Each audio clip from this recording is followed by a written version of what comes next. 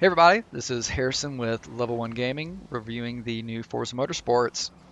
As I cross the finish line in a somewhat, albeit modest, fifth place, a gradual realization dawns on me. Man, my jaw hurts, probably from the relentless clenching it's endured throughout the race. And then I realize my body has also been, somewhat unconsciously physically leaning back and forth into every single curve and turn, and I wouldn't have it any other way. The release of a new Forza game always marks a monumentous occasion, it seems. Whether it's the adrenaline pumping introduction of Forza Horizon or the sophisticated showcase of Forza Motorsports, obviously narrated by a suave British voice that instantly elevates your sense of elegance and self worth.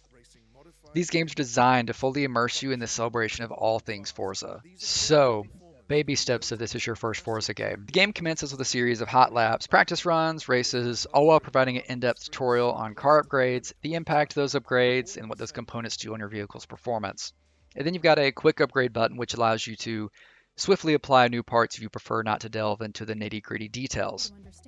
So continuing a great trend that we've seen in recent fighting games such as Mortal Kombat and Street Fighter, the developers here have made this Forza iteration the most accessible yet, with an amazing tutorial option, staggering array of options assist, difficulties to tailor the experience to your liking. This makes Forza, more approachable, but that doesn't mean it's easier. The simulation aspect remains as robust as ever. The only change that you might experience here is that, you might have an easier time convincing your friends to join you on their first Forza adventure. So you've taken your first baby steps and it's time to hit the track. Career mode is comprised of multiple series, highlighting different car types, classes, and manufacturers. Most of these are fairly standard for the genre, but Forza introduces a few flourishes to keep things fresh. Before each race in a series, you must complete 3 practice laps, allowing you to test your car's build and earn car XP and credits. More on these later. Strangely, you can't modify your car parts during practice. You can only fine-tune the tuning of your car and the fuel and the air in your tires. I do like the chance to practice with my car's build prior to a race, and I really like the bonus goals and XP awarded by finishing a lap on a certain time. I only wish that you were not forced to complete 3 laps every time if you hit your bonus goals prior to completing said laps. Mainly because these practice laps really draw out how long it takes to move through a series, and some of these series can take up to an hour to finish as a result.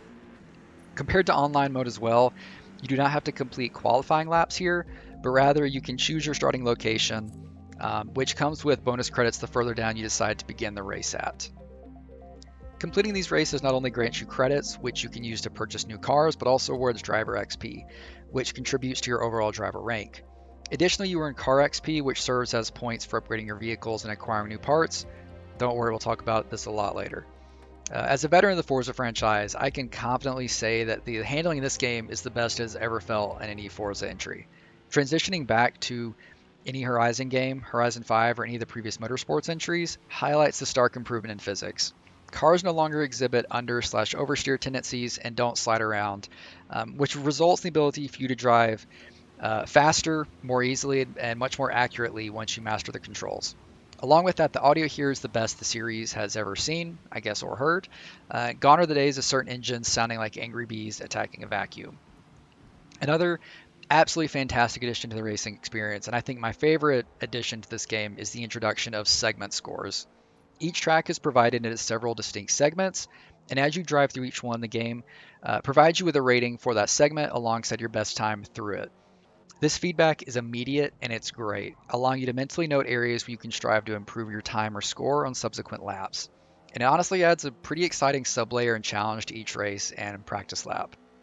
Speaking of challenging, let's talk about who you're mainly going to be facing in this game, at least if you play single player, and that will be the Drivatars. So for newcomers to the Forza franchise, Drivatars represent Forza's answer to AI opponents, and Drivatars consist of random players and on occasion your friends. This means you can now compete passionately against AI representation of your friends, which adds a fun and competitive twist to the experience. The Drivatars in this iteration have undergone significant improvements. In Horizon 5, for example, they occasionally exhibited erratic behavior, at times resembling drivers who should have had their licenses revoked years prior. I still vividly recall nightmarish moments when my friend's Drivatars appeared way more interested in ramming me off the track than actually racing. But to be honest, this is much like their real life counterparts, and Playground Games says that the Drivatars do learn from their real life counterparts. Another point is their difficulty back then also presented challenges, often oscillating between being too easy, too hard, and you would find the drivatars often rubber banding to ensure they stayed competitive regardless of your performance in the race. Fortunately, in this installment, those issues seem to be effectively addressed. Drivatars now generally behave like they should, and I found their difficulty level to be much more balanced and engaging. Personally, I set their difficulty at level 6, and I typically finished races anywhere between 2nd to 8th place. But important to note, finishing in 8th place or worse never felt unfair or cheap as it had in the past. But what doesn't feel great, and that leads us to the most divisive aspect of this Forza installment, is its approach to car upgrades. In previous iterations, all parts were available from the start, granting players complete freedom to purchase upgrades and improve the cars they saw fit. Now, a CarPG-like system, RPM RPG-like system, whatever you want to call it, an RPG-like system now governs upgrades, which requires you to accumulate XP for a specific car by participating in races or practice runs. Each new level unlocks additional car parts for that specific vehicle, and on average, I found myself reaching between levels 15 to 20 with a car at the end of each series, with the max level for a car being 50.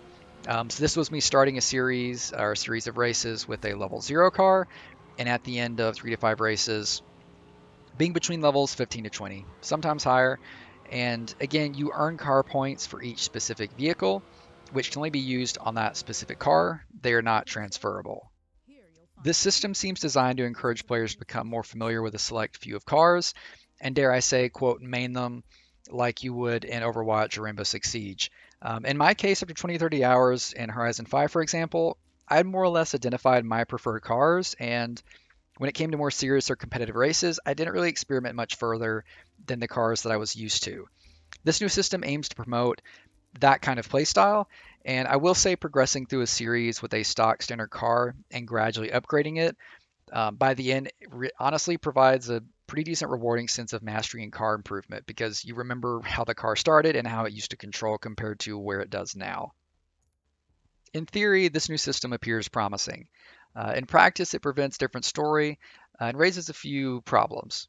In past Forza games, for example, I would usually manually upgrade my car and pick and choose the parts I wanted, but in this Forza, I often chose to use the auto upgrade option, knowing that I would unlock new parts after the next race, rendering my time spent selecting parts right now kind of futile and worthless.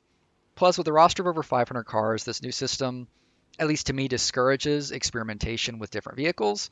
And with the maximum rank for a car being 50, reaching this rank would require you completing at least 3 to 4 series with a car, and that can be, 3 to 5 hours per car to make it get to rank 50. Additionally, once you reach rank 50, the customization options available are essentially the same as those in previous Forza games, which again, remember, were previously accessible from the beginning. So this new progression mechanic, introduces nothing new to the franchise or the series, and in fact, just honestly to me acts as like a gatekeeper to, accessing features that were previously available. I especially sympathize with the tuning creators within the Forza community, as a lot of us rely on them for, you know, for their, for lack of a better word, tunes, their tuning creators. That's what they do. And this new system demands hundreds, if not thousands, of hours from them for them to maintain their output from previous titles. With one more prominent tuning creator signing off on Twitter that it would take an estimated almost 4,000 laps total over the course of playing the game to apply a specific part to every single car in the game. Speaking of the community, let's talk about the online mode, where you're going to maybe spend a bunch of your time and realize how bad that you are at the game, like I am. The online mode here takes an enjoyable turn towards a more immersive experience. You and your fellow drivers are placed in a series which mirrors the single player experience. However, here you have the opportunity to complete qualifying laps. Each race begins with a 20-minute practice session. And when you think you're ready, you can commence your qualifying laps. These determine your starting position for the race. And once you finish, and while you're waiting for others to finish, you can continue to pursue hot laps. The drawback here is that each practice session is, like I said, 20 minutes long, and the race will not begin until everybody has qualified or the timer runs out. This sometimes leads to spending an additional, 5 to 8 minutes on practice laps while you're waiting for everybody to finish. But I honestly Never really minded this extra time, as the subtle competition of who can put up the best, practice hot lap kind of kept me engaged, and you're still accumulating driver XP and credits doing this. Along with all the other impressive new features that the online mode has, a big part of it and a significant point of contention in Horizon games previously was the prevalence of collisions and unsportsmanlike behavior in online races. This issue has largely been addressed here as you receive penalties for collisions and track/corner cutting. Most of the time, these penalties function effectively, but there have been instances of quirks in the system or general wackiness that I've seen. I've been spun out without the aggressor receiving a penalty. I've T-boned someone who was spun out by another person, and for some reason I received the penalty. I've, taken a bad drift or a bad turn, cut a corner by maybe a foot, and I've, received a second penalty, only then to see, another player egregiously cut a corner, or me even myself do that and not receive a penalty at all. It's kind of a bit perplexing. And I also wish that weirdly some of the penalties were stronger, as in some extreme circumstances, I've seen someone finish in first place 28 seconds ahead of second place, but finish with 12 to 14 seconds of penalties. And make no mistake, if you finish with that amount of seconds in penalties, you're probably trying to do it on purpose. But it is great though? Reflections have never looked so good. This game offers players three distinct graphical options to choose from. The performance mode is 60 frames a second at 4K. There's a performance ray tracing mode, which is 60 frames a second with ray tracing, but with variable resolution between 1080p and 4K. And then finally, there's the visual mode, which is 4K with ray tracing, but only 30 frames a second. Impressively, testing all these features and options, they all performed exceptionally well, meeting their intended benchmarks. And personally, I predominantly played on the performance ray tracing mode, and I can attest that I never once witnessed the game drop below 60 frames a second throughout my extensive gameplay, which is a remarkable achievement. Speaking of ray tracing, it is abundantly present throughout this game. While Forza is visually stunning across the board, it truly shines here, especially during nighttime races or in wet conditions, allowing you to appreciate reflections in this game in a way that you never would in real life. We all love a good reflection, and now we all want to become reflection critics. And the 24-hour day-night cycle for tracks is also incredibly impressive. The only real rough spot I found graphically is that the graphics in the rearview mirror are astoundingly bad. Outside of these rearview mirrors, there are also some tracks that look remarkably worse during specific times of day. This is, usually between mid to early afternoon. And some other personal quabbles I have, one being the customization has always held a significant place in the Forza franchise, whether it involves turning your car into a realistic racing machine or making a delivery van with Taylor Swift's face on it. I'm usually not the person to spend tons and tons of hours crafting unique graphics for my vehicles, but I certainly have dabbled in doing this before, and the livery editor in the past always felt very user-friendly to me. Regrettably, it seems that that editor has taken a step back in this installment. Um, Overall, the UI just feels much harder to use. You can no longer adjust the lighting while editing, and achieving specific colors has become weirdly challenging. As some users have pointed out, it can be surprisingly difficult to paint your car a pure black in certain situations. Um, Another weird issue worth pointing out, or I guess worth noting, is the absence of career mode events that feature dedicated race or motorsports cars. Currently, every career series revolves around real life vehicles you'd encounter on the streets, although I'm sure this will be remedied soon as there are limited time series that are coming up, and I believe one of them is one that focuses on race or motorsports cars. The last weird quabble I have is that some car interiors here look to be a downgrade from Horizon 5 as well, but this might be due to the fact that these are supposed to be more race cars, so the dashboards are not supposed to have all the crazy stuff on them. All in all, it's still a Forza game, but we all knew that.